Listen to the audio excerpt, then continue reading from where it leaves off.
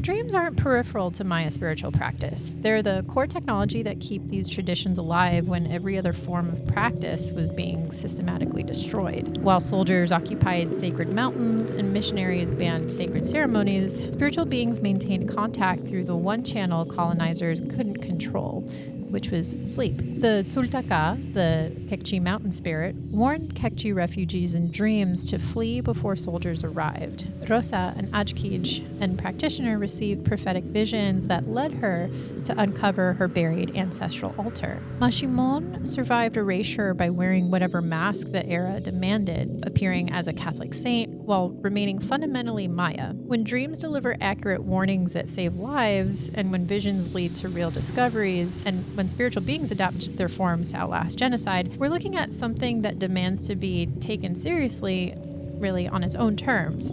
The survival of these communities through centuries of violence is the evidence that we're looking for. This is the inaugural episode of the Desvela Labs podcast. Desvela Labs is an investigative field research series exploring spiritual technologies across various traditions. Things like prophetic dream, healing rituals, non-ordinary states, visions, and visitations to highlight the extraordinary capacity of human consciousness. We're documenting the fundamental structures that humans seem to access through these experiences, while also showing how these spiritual technologies evolve through war, colonization, and syncretic practice. We're also embarking on expeditions to remote areas, not only to map the landscapes that give rise to these traditions and rituals, but also as a vehicle to explore the internal landscapes that those traditions and rituals produce.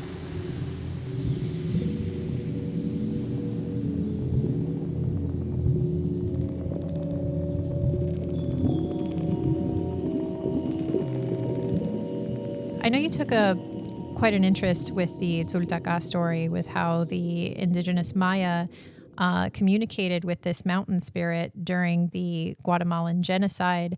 And I think that because of the unprecedented time that we're currently in with other forms of modern cultural genocides, I'd love for you to take us on this story of how they utilize their connection with the land and the spirit to survive. Okay, so given the constraints of this podcast and the fact that it's not a history podcast, I'm just going to give the kind of the Cliff Notes version of the Guatemalan genocide to set the stage for the story that we actually want to tell here. And the brief version is that in the 1950s, the democratically elected left-leaning government of Guatemala was, of course, overthrown by the U.S. and the CIA because the land reforms that government wanted to put into effect, of course, harmed the bottom dollar of United Fruit Company. And if you know anything about the Dulles brothers and what was happening in Latin America during the Cold War, you shouldn't really be surprised. But essentially, the American-backed coup installed a military dictatorship, and over the coming years, that it's worth mentioning that the dictatorship was comprised largely of Ladino Guatemalans who are specifically, Spaniard in heritage. And so kind of a combination of... So this has nothing to do with like the Sephardic Jewish Ladino? Correct. Okay. Yeah. It's my understanding is that it is used a little bit differently down there. And so the combination of just, inherent racism against indigenous people, as well as the Guatemalan elite sort of being afraid during this time period, the Q'eqchi Maya and a lot of indigenous communities were living in these like agrarian co-op farming collectives. Of course, ones in which they did not have access to any of the wealth that was generating, but they were afraid that the indigenous folks might be more susceptible to kind of like agrarian communist ideology, given that they are the very people that ideology is aimed at radicalizing and collectivizing, right? So long story short, there's leftist guerrillas in Guatemala at the time. They began battling with the government over the coming years, and then by the 60s, it does turn into a full-scale civil war. Interestingly, the guerrillas actually didn't have really much luck at all with recruiting from the indigenous population in the early years of the Civil War. But nevertheless, the government viewed the indigenous community with suspicion, and again, because of the racism, and also because they were still practicing either their syncretic mixes of Catholicism and indigenous Maya practice, or retaining just some of the older practice that the government, viewed with disdain. So this sort of continues to escalate, and eventually the military starts kind of burning indigenous villages to the ground, and a lot of villages are completely destroyed. Obviously, like you talked, the momos, the altars, and their like communal places of worship are also destroyed as well. And to the point where they weren't even allowed to practice anymore. Is that right? Correct. Yeah. The military did they had spies essentially, and there were people that were reporting on their neighbors if they were practicing any indigenous ritual or practice. And so a lot of this stuff went underground. And then obviously as the kind of terror campaign against the indigenous folks ratcheted up, many of them fled. But a consequence of that was that obviously many of the village elders who were sort of the keepers of the very specific ways that Zoltaka rituals needed to proceed died, either from exposure in the jungle or living life on the run was very difficult. So their rituals became very difficult to practice. And how many people overall were killed and displaced? So there actually was after the genocide wound down, there was a kind of a reconciliation commission internally that was headed by a mixture of the government and indigenous representatives, and I think that it was over 200,000 were killed or displaced during this. And again, it's worth stating here, the Civil War kind of leads into the genocide. The genocide ramps up really hard in the 1980s and is kind of a full scorched earth type campaign. Yeah. And just to kind of paint the picture of this, if you go online and you research anything about the genocide, you can find an incredible amount of footage of forensics campaigns deep in the jungle. Just really sad footage of, hundreds, if not thousands of families parading their families and loved ones who were found, I think as recently up until 10 years ago or so. Yeah. There was a lot of identification of remains from mass graves during this time period as well. So like I said, 1980s, it is very bad for the indigenous Maya. And again, of that 200,000 killed or displaced, the vast majority of those casualties are believed to be indigenous folks. So they absolutely bore the brunt of this. And so that kind of sets the stage for the specific story that we want to talk about here. So let's talk a little bit now about the relationship that Q'eqchi had with the Tzultaka during this time period. Yeah. And there's a quote from the Richard Wilson paper that I find really pertinent to this. So it states, often the refugee groups would have moved too far from the original settlement in their effort to escape attack. The army and civil patrols continually hunted refugees in the forest, so men thought it better of traveling back to their local cave to make sacrifice. Larger-scale pilgrimages to cave shrines stopped completely due to the war. Nor would Q'eqchis go into just any nearby cave they encountered, according to an informant, because we do not know its name. Without a prior relationship with a mountain and no one to tell you about its name and characteristics, it would take many years of dreaming to initiate new relations with a Tzultaka. People would petition the old Tzultaka they had formerly known if they no longer lived in the ambit of influence.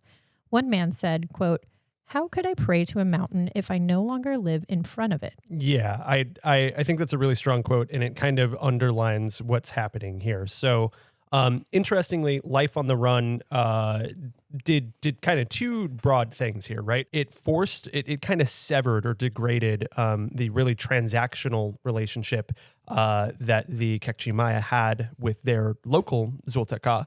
Obviously, if you don't have the rituals and the ritual tools in the right setting, they're not doing they're not making offerings, and that relationship falls by the wayside as you are living life on the run. However, it is worth noting that many of the indigenous groups that fled into the jungle became much more mixed in their makeup than they would have been, or than the Q'eqchi necessarily would have had exposure to in their home villages, right? Yeah, so not just in their makeup, but in the way that they practice too, because they were traveling with not only other Q'eqchi, but other communities, a group called Catholic Action, catechists, Right. Priests. And so one of the quotes here says, many Q'eqchi refugees began to lean more into the adjacent catechist prayers and rituals that many indigenous Q'eqchi converts were practicing alongside them in their refugee formations, as the Bible and the prayers were much more mobile than offerings to their geomantic deities. So you remove the Q'eqchi from their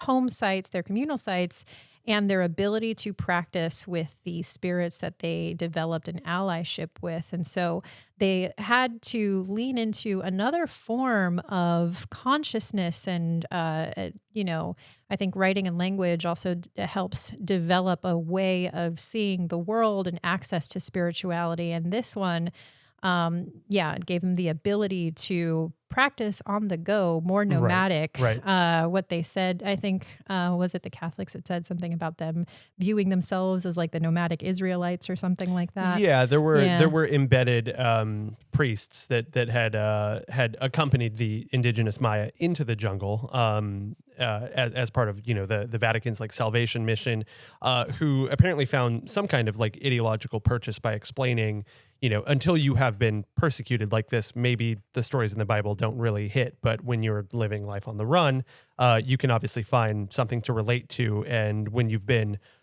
really cut off from your base level, like home practices, I think it's easy to see how these things get picked up. Yeah. There's actually another really good quote from Wilson here. And this I'm going to kind of summarize, but he says something to the effect of, the experience of war didn't totally destroy Q'eqchi cosmology. In a few communities that had spent years in the mountains, you start to see this really interesting, accentuated guardian role that was accorded to the Zultaka.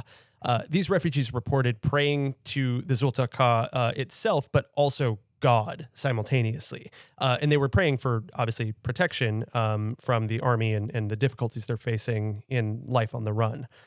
They petitioned mountain spirits for the right to pass through their domain with each new mountain that they crossed. And for these groups, the Zultaka took on much more of like a guardian angel role in guiding them through the jungle and out of danger. Mm-hmm. And so we'll talk a little bit more about the specific dreams that multiple community members experienced that led to survival of entire families.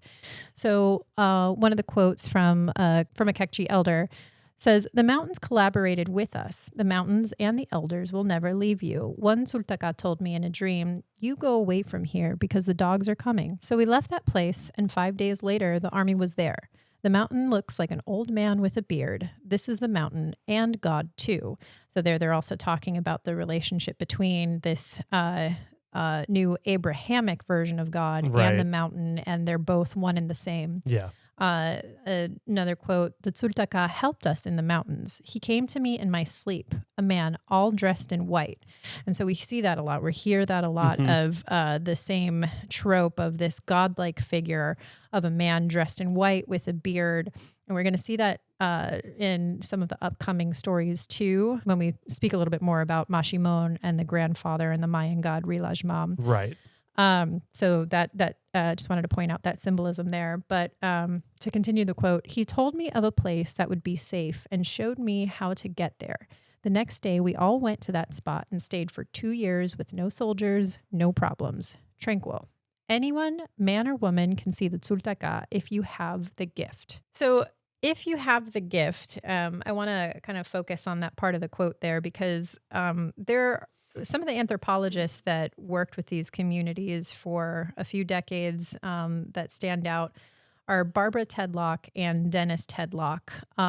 They were actually initiated into these dream traditions. Right, yeah. Yeah, and while these communities, they dream collectively and will share information and, sometimes have forms of collective dreaming for the health of the community, it is something that needs to be harnessed. And the anthropologist that I had mentioned previously, Vincent Stanzione, had worked with this group of anthropologists, and he's the one that introduced me to a lot of this work.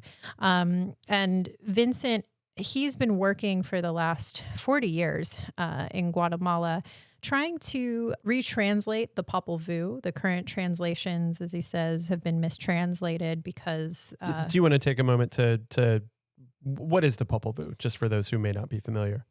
It's the Mayan creation myth. Right. Mm-hmm. Okay. So the reason why he's been so adamant about retranslating this is because which I didn't know this prior to going to Guatemala, was that this translation or the current working translations that we have has been mistranslated from from Mormon scholars or Catholic scholars through an Abrahamic lens. And something that we talked quite a bit about was the only way that these people would ever be able to regain their power and their autonomy is to return their language to them. Right. And, so although we previously were talking about how, the using the Bible as a tool to kind of like access their spirituality, which they otherwise wouldn't have had a method for while they were on the run.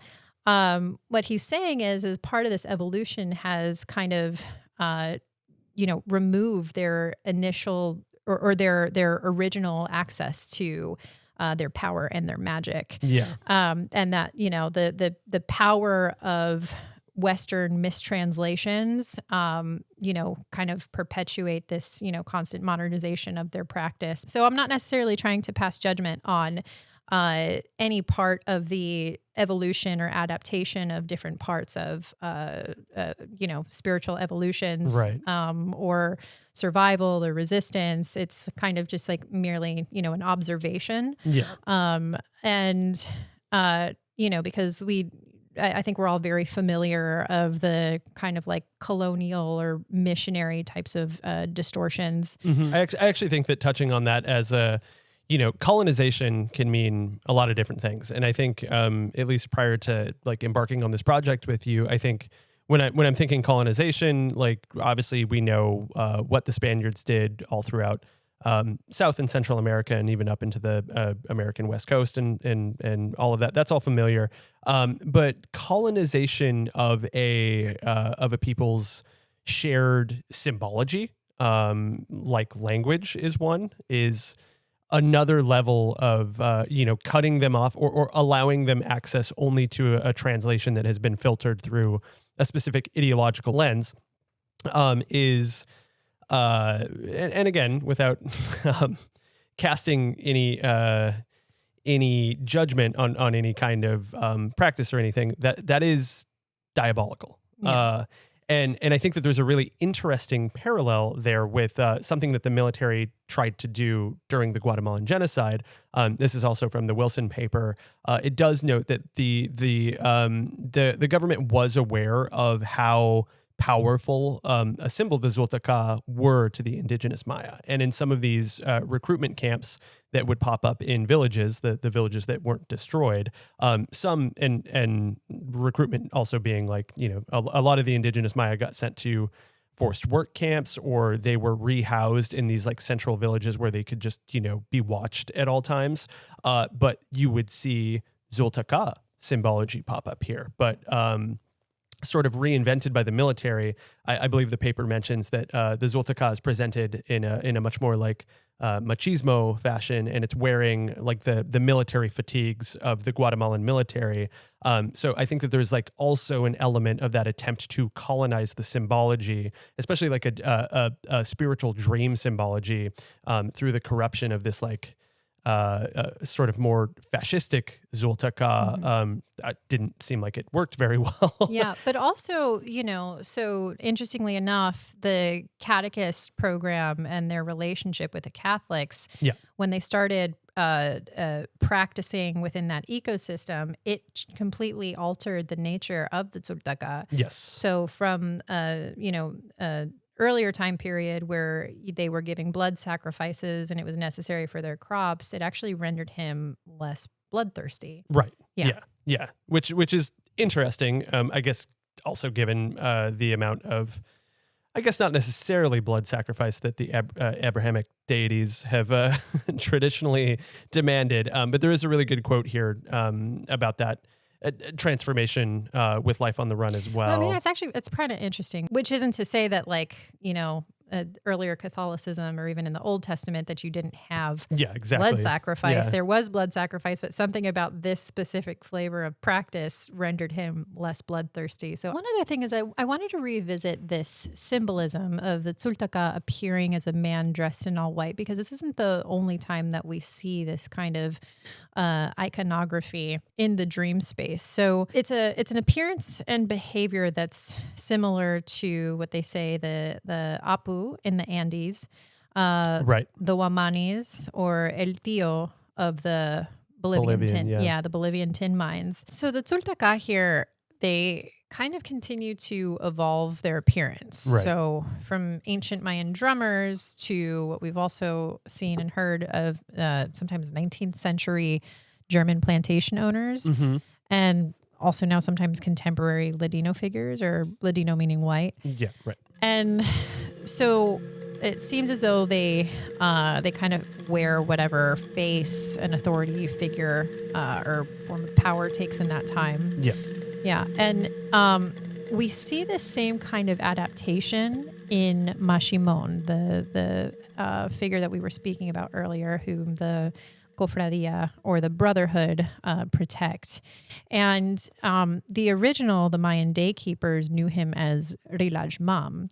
So when the Spanish arrived, Maximón, he put on, they say he put on their clothes. He took the form, Rilajmam, took the form of the Spanish. And they let the cofradias dress him as the Spanish and become this new type of Catholic or Spaniard saint. And he's kind of typically depicted as wearing like a nice early century suit ensemble, right? Mm-hmm. Yeah. But that's also changed over time as well. And so this ancient grandfather figure, Rilajmam, he learned how to survive through this similar type of transformation. So Maximón, he's a folk saint in the Guatemalan Highlands, and it's rooted in Mayan cosmology, but it's syncretized with Catholic elements. So it's a lot of blended features. So we said that his original name was Rilajmam. So right. Mam meaning ancestral spirit or Mayan deity, and a Catholic saint. So San Simón, and colonial historical figures. And he's also sometimes called San Simón or El Abuelo, so the grandfather. Right. So Rilajmam altogether means the great-grandfather in the Tzutujil Mayan tradition. Okay. And yeah, there's certainly from some of the footage that you took when you were down there, there's a lot of Catholic imagery mixed in with traditional Maximón worship. Is that correct? Mm-hmm. So he's typically represented by some kind of effigy, usually wooden, and it's often life-size and usually made of wood or sometimes straw. And he's dressed in local textiles, so he has a ton of ties in some versions of him, always wearing a hat. Yeah. Always wears a proper suit and a lot of very colonial style clothing.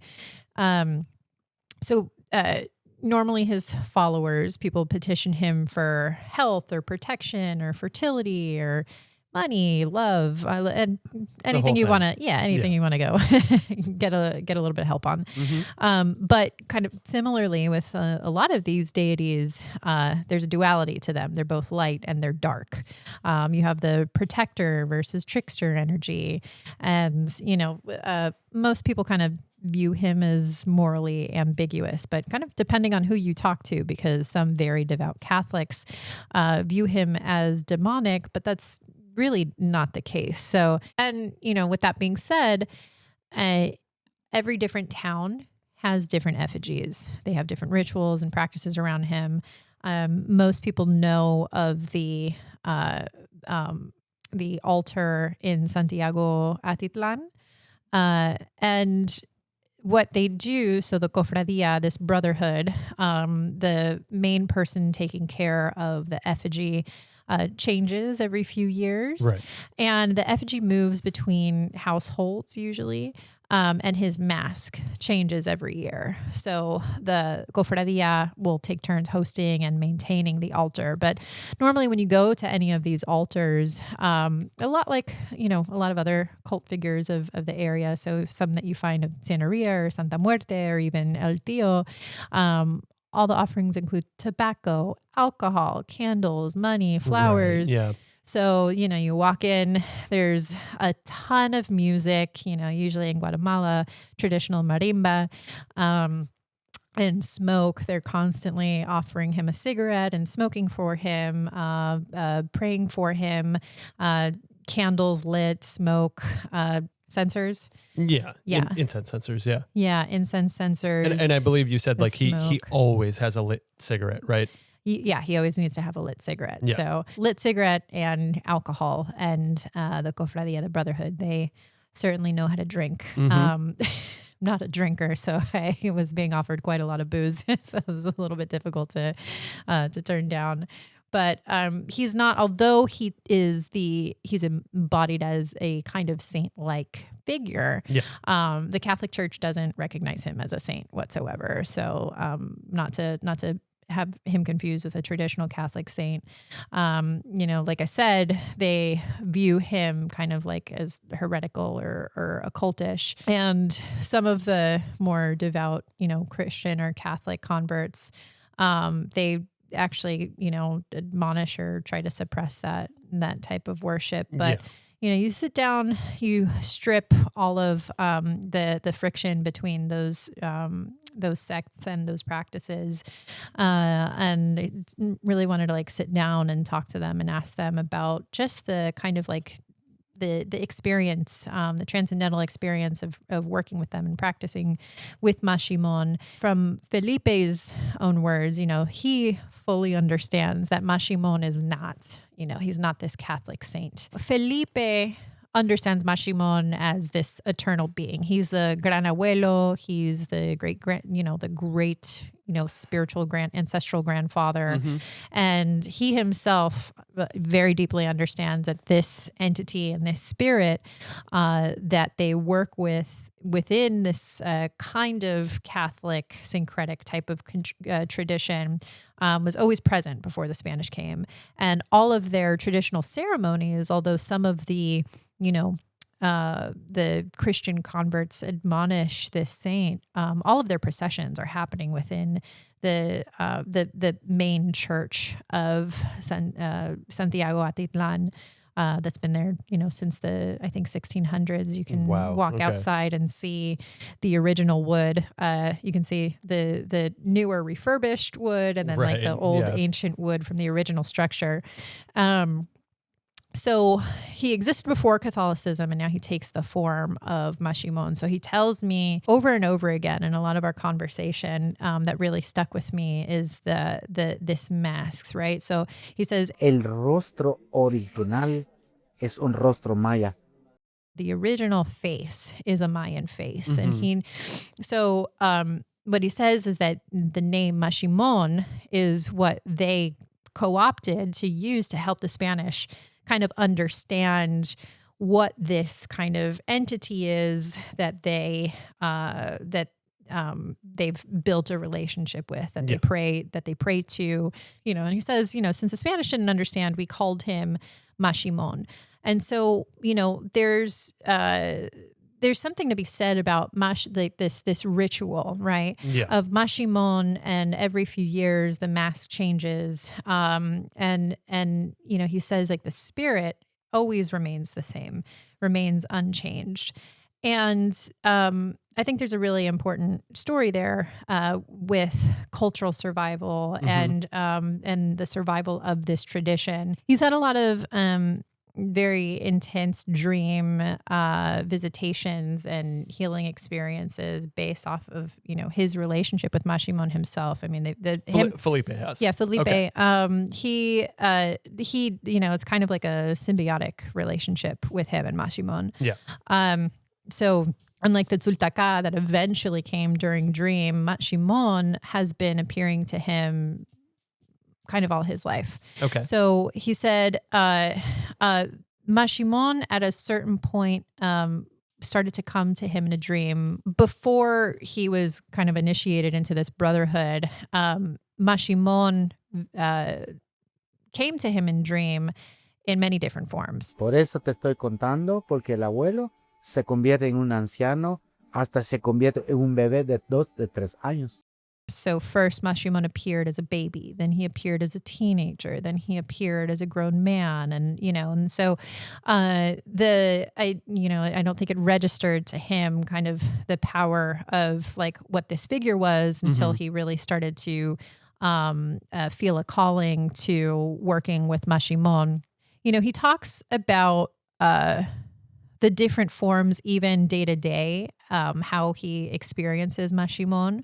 So, it's not even so much about the mask or various appearances. There's, the more subtle type of relationship that he has with him, this intuitive kind of connection through, he says he can feel his presence in a cloud or in wind, just kind of like some kind of entity or being who's always around him.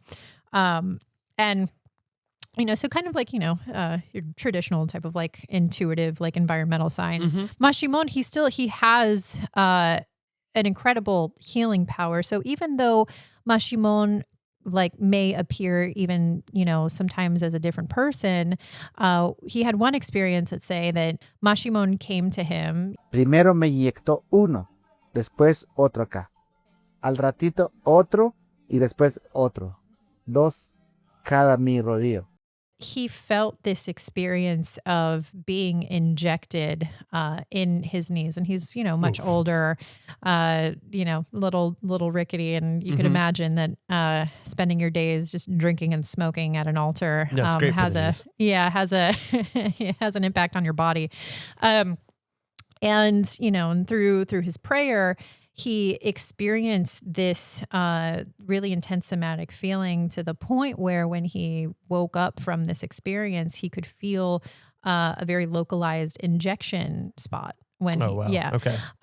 So felt the entire experience of an injection. And as he woke up and the day continued, he felt cured from his knees and his inability to walk. So there's a very subjective experience of, like, could this be true or not? But I definitely, I've even had my own experiences of having a very intense sensation, whether through sound or physical sensation, through dream into waking life, and I know I've told you about my own experiences with that. So there's really something interesting that I kind of want to continue at some point to investigate of this kind of lucidity or high fidelity kind of like transition between sleep state into waking state, which is much different than just kind of like remembering a dream. But so, he kind of going back into this like appreciation for this, the mask, for an entity being able to kind of transform and use whatever mask at will. So he says, Felipe tells me Maximón speaks and acts through him. He's kind of like a medium for Maximón. He's just basically his role in this world is just to be a servant of the grandfather, el abuelo. And, I had asked him, do you have, because he also like works, with other people too, just basically like guidance. In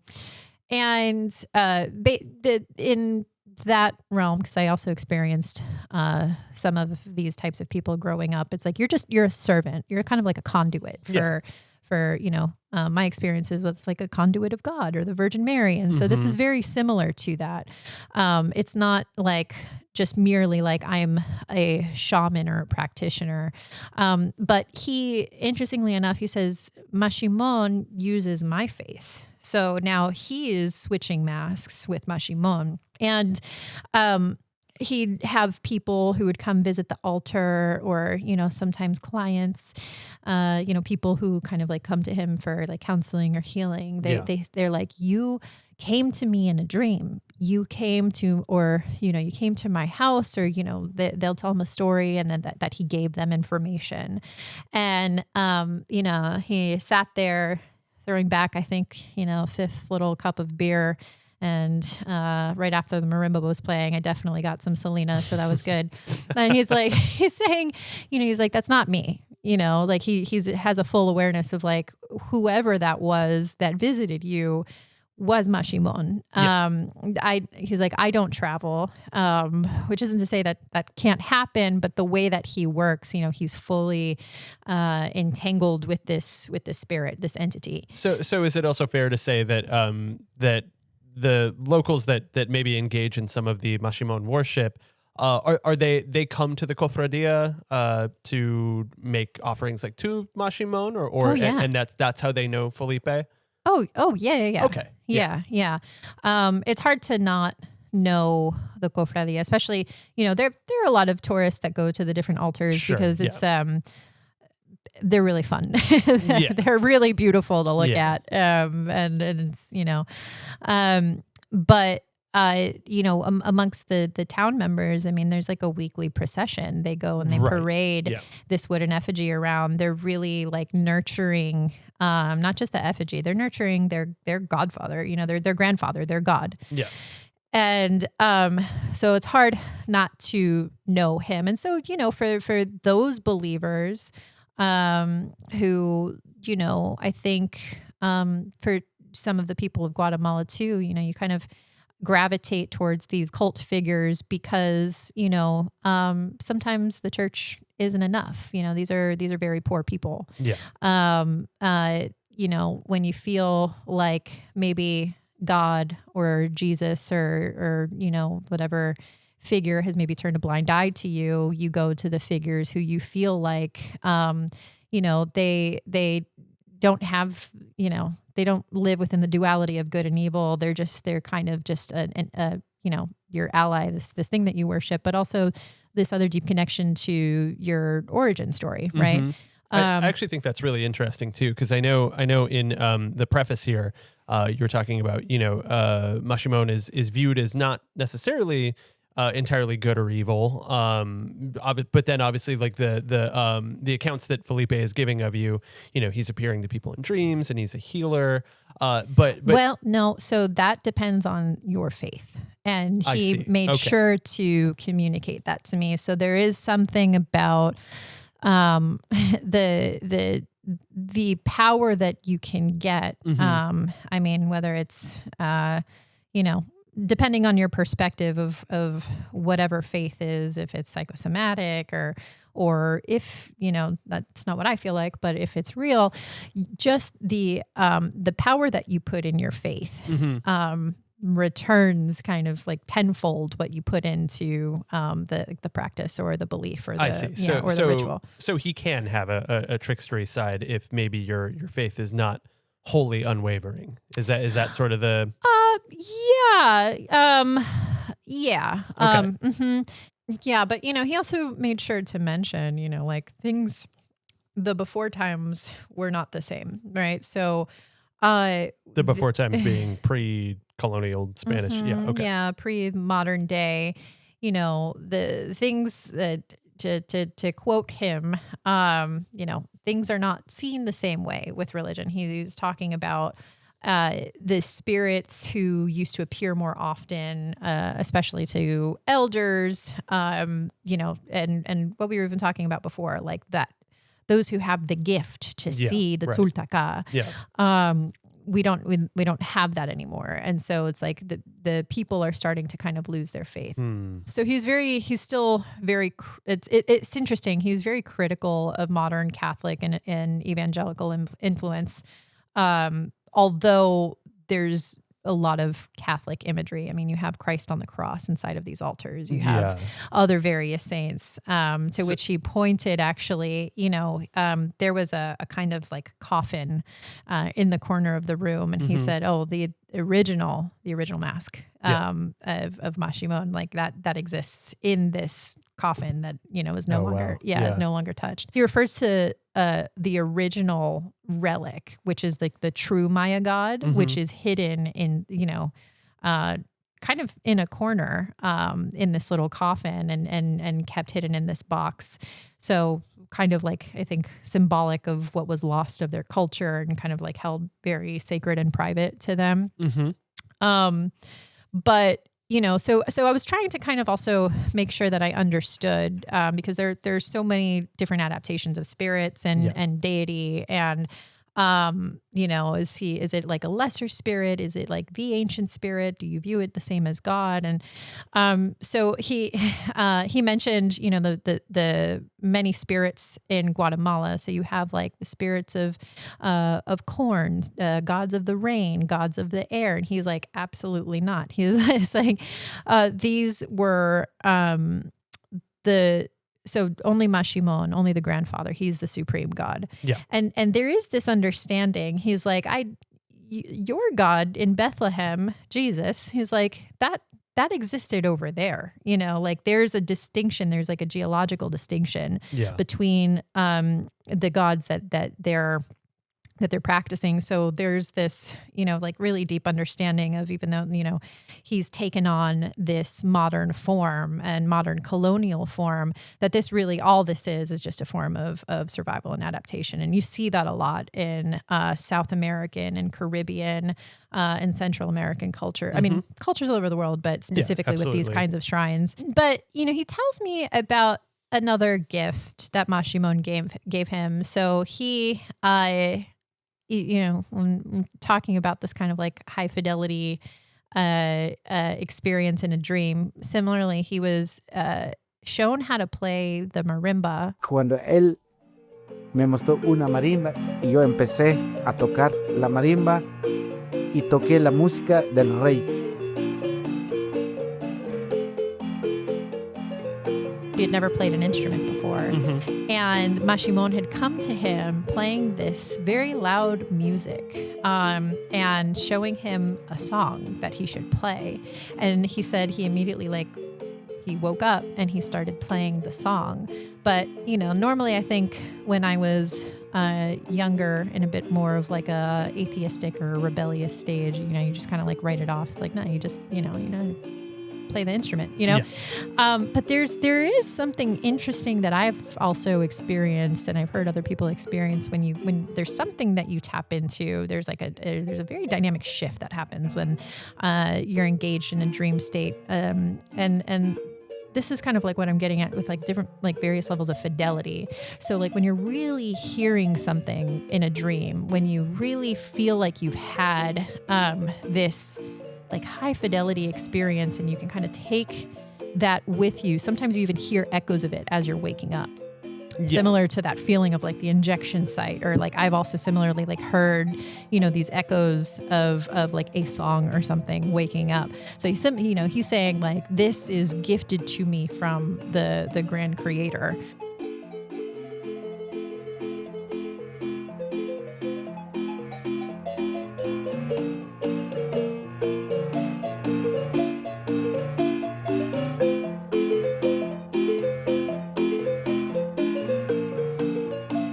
So I had also met with another Q'eqchi. She's a healer and a daykeeper. Her name was Rosa, and she was introduced to me by Vincent as well, the gentleman who has been working on retranslating the Popol Vuh. And what is an Q'eqchi for those who might not know? It's like a shaman. It's a healer, a daykeeper, right? The daykeeper of the Mayan calendar. And she had an interesting story about her first experience with Maximón that she actually didn't remember until, mid-conversation. She's had like a kind of like one of those like light bulb moments. She was like, when I was much younger, I used to be very scared of this man in the hat and the coat. And I remember, this very scary figure, not terrifying, but like what do you call it when like something like a sense of awe almost. Yeah, kind of awe, kind of just like a holy fear of this, sure. of whatever this figure is. And she felt this like, pull, or she was being compelled by this spirit to go and hug it. Okay. And she went to go hug it and was just like incredibly terrified. And she was like, that was my first experience with him. So although she's a Mayan, like strictly Mayan daykeeper, whose family does have kind of like Catholic ties. Yeah. She did also grow up Catholic, but that it's very much within their culture, whether or not you're like a devout practitioner of Maximón. Yeah, it sounds like he kind of sets the terms of when he does or doesn't appear to you, right? Mm-hmm. Okay. And so, Vincent, I think he made it apparent that it was most important that I meet her because of her, just very distinct sense of sincerity and very, very humble. And he was like, this is one of the most powerful women that I have ever met in my 40 years here. And just also a little bit of info on Vincent, even just being around with him in Guatemala. Yeah. I had gone to a ceremony to meet him in person, and even like the people, the tuk-tuk drivers kept honking at him and, waving at him and like calling him and gringo sabio, like the wise white guy. So he's like well known by everybody. Oh, that's cute. Yeah, no, he's incredible. And so any of his recommendations, I came highly regarded. So, and when I met her, I really understood why, this was someone who had definitely, she had a mission of this like humble but strong desire to really help people and cater to people spiritually, but never receives money, receives no notoriety. I would have never met her unless I knew Vincent. Right. So her home is in kind of like the rougher outskirts of San Pedro, and I met her in her family's altar room. So while, she doesn't have land or anything herself, I'm walking to this blue altar room with some Catholic figures, and she's in traditional tutejil, woven, tapestry.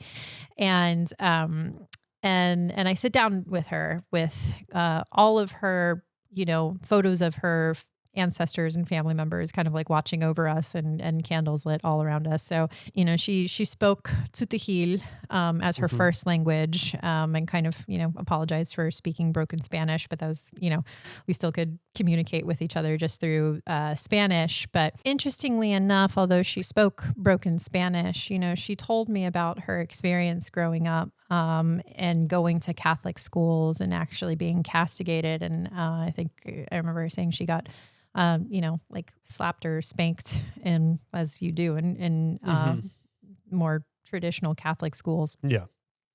For speaking her native language.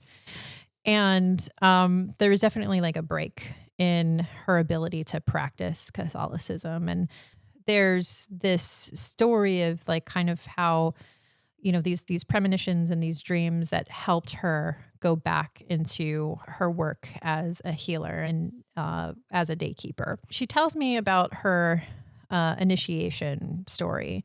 So she was gifted a plot of land in the mountains by a family member. And she had a companion and a friend who was very like spiritually sensitive, she says like very spiritually charged, who was trying to get her back into spirituality. And they go to this land, and the friend, as she's clearing the land, says, Rosa, ¿tú tienes un altar aquí? your altar is here, not just your land, but your spiritual altar is here. Like we were talking about, you know, you can go through hikes in various parts of all parts of Guatemala, and you'll actively see various ajkij, or sometimes these ajkij or daykeepers, they can be of like Catholic upbringings or evangelical. I've seen them kind of like all over, and they're practicing all over. You hear them singing or in the middle of like sacred fire ceremonies, sometimes doing different like sacrifices. Yeah. So she's saying that the earth was spiritually charged there to build her altar. Y después, cuando empezamos a limpiar con él, ahí está el altar. She's clearing brush and she finds an ancient altar, like an altar from an ancestor, which, you know, like these are altars on top of altars. Like it's not unlikely that you would find artifacts from people practicing decades or even centuries prior to this. But this is specifically her family's land, so that's like directly in her lineage, then, right? No. So it was like a more recent plot of land. I see. Okay. Yeah. So, but at that moment, she's talking about feeling this presence of the grand creator, the Rukushkash, who's like a great like Mayan spirit. Entonces, sinceramente, en ese momento yo me conecté, sentí la presencia del Rukushkaj, Rukushulef. Rukushkaj es el Ajau, el creador y el formador. Most of the symbolism that she speaks about are, just the traditional like Mayan entities and nahuales, not so much the kind of like syncretic type of like Maximón type of spirits. Right. So she says at night she goes home, and in dreams she has this very profound dream where the ancestors are talking to her and telling her. Después, en sueños me dijeron que aquí es un observatorio. This land used to be an observatory, and that this is her land that she should be building her altar upon. She goes back and continues to look in the dedicated altar space, and she finds an artifact. So this would be obsidian. It's a tihash artifact from her ancestors. And real quick, just because we've dropped a few more unfamiliar terms here, can we talk about what a nawal is and what tihash? Yeah, so a nawal is a spirit companion. So it's the protective energy associated with each individual. You are born with your nawal. It's based off of the Mayan calendar. And it's often it appears as like an animal or some kind of like elemental force. And it's your personal spiritual guardian. And it walks with you in both the physical world and in dream realms. Right. Okay. So yeah. So this is the it offers you power and protection. And, I mentioned tihash also. So you have a trecena. A trecena is a 13-day cycle in the 260-day Mayan calendar. And each trecena starts with a specific nawal day sign. So that sign influences the flavor of the energy of the 13-day cycle. So in Rosa's case, the tihash is her nawal. So the tihash is her spirit companion. So, and the tihash means that she embodies the energy that the tihash represents. So these people are often healers. They're curanderos. They're like the spiritual warrior. And for her, she's the ajkij. So she finds it's represented by the obsidian blade. So that's associated with like cutting away negativity. So some of you might be familiar kind of with, if you, go on vacation, and sometimes you see like on like the stalls, they'll try to sell you these like obsidian blades, and sometimes it's like a little figure attached to it or something like that. That's a tihash. Right. And so, yeah, she says, so she was very sorprendida. She's, very overwhelmed with this sensation of like, I can't believe that there's, the synchronicity on this land. Because I've already felt so much power in this land, and it's telling her, continue to move ahead, and this altar is for you. But interestingly enough, she had an experience with an older man when she was very little. He said to her, Rosa, you're a curandera, whether, kind of like whether you like it or not, because you don't, you don't get to choose this. And he goes, when you grow up, you're going to have to really love being your spirituality. You have to be very connected to this, and you'll have to practice it. You have to practice it, and you'll help many people because you're a tihash. You're destined for this path. And he said, you're not going to like this. And when somebody receives this, you need to live correctly, or else you're going to get very ill. Okay. And, you're going to suffer, you're going to fail. And so she had kind of forgotten this. And as time had progressed, she went on with her life as usual. And this is like years. I think a decade and a half had passed. And she had gotten incredibly sick, and so this another, the traditional initiation story of like, a healer really becomes a healer through great suffering, some kind of schism. So really this, when she had encountered her friend, this was her path. Like this is her first time, working with this altar. And, so eventually this is a place where, the date keepers, they work with sacred fire. So the way that she works with sacred fire is, I think, pretty standout, because there are interesting parallels. The sacred fire, which, helped her connect back to her spirituality and her tradition. She talks about when she's working with sacred fire, she enters a timeless mental state. She reiterates over and over again that this is a place without time that she exists in. And this is, where she receives premonitions, where she receives spiritual diagnoses. And it's interesting because there are various traditions where, you reach that in contemplative practices, kind of like shamatha or samadhi states in Buddhist meditation. Mm-hmm. So some kind of parallels to, more Theravada style, like fire kasina. And If I can interrupt real quick, is her sacred fire practice, did you get a chance to talk to her about what that entails? Is she also doing a kind of fire kasina type? No. Okay. Yeah. So, no, a Mayan sacred fire ceremony is basically, a kind of circular offering of, like we were talking about before, just the candles. It's very like oriented geomantically with different, sometimes like little like nawal offerings within them. Food, it can be flowers, tobacco, various things, but it's really just like ritual prayer. And she tells me, because she is a healer. The way that she works with her fire, she often, when she's working for other people, whether close by or at distance, she'll work with people remotely. Mm-hmm.